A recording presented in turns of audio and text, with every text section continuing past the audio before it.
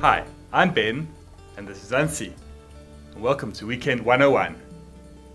This week's episode is all about the law of unintended consequences. You mean when something you do has an effect that you really didn't intend? Yeah, like Beck. Ah, yes. The Women's Day posting on Facebook about how women should look like girls, act like ladies, think like men, and work like a boss. Yes.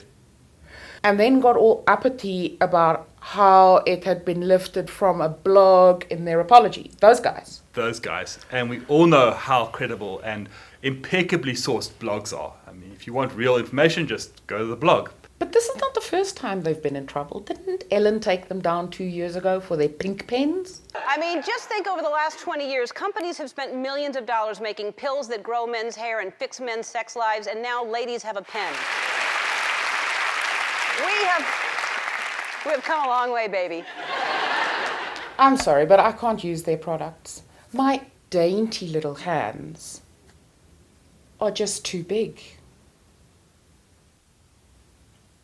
Sometimes I just feel different. That's because you're growing up. I think it's time we have that talk. The pen talk. But I can't handle those man pens. That's why you need the new Bic for Her pen. There's a pen for women? There is now. They're built strong enough for a man, but simple enough that even a woman can understand how to use them. Here's how it works. When you have an opinion, you write it down on a piece of paper and then crumble it up and throw it away because no one wants to know our opinion, sweetheart. Yes, but I don't think South African women really needed Ellen to defend them. They made quite a stink themselves. They got a proper apology out of Bic, though.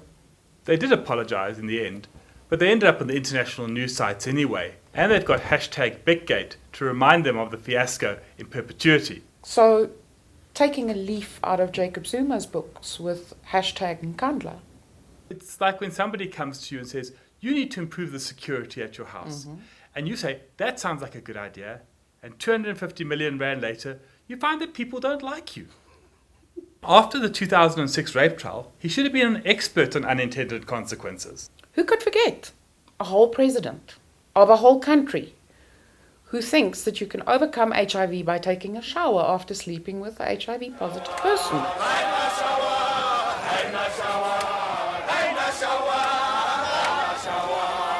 If only it were that simple. If only.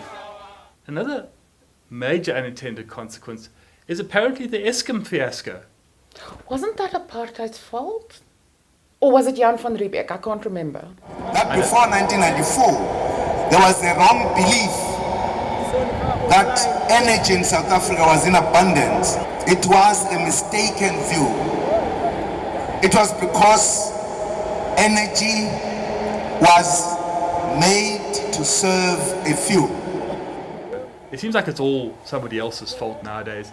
But you know, people must respect the fact that we're not like the rest of Africa. What do you mean? I mean, other countries didn't have apartheid like we did, and they didn't have the 1913 Land Act like we did. So, does that make us Africa's America then? Well, if it does, our next item makes perfect sense. My favorite unintended consequence of the week goes to the Environmental Protection Agency in Colorado, in America. You mean the guys who managed to spill 30 million gallons of acid mine water, including a whole lot of arsenic, into the Animus River?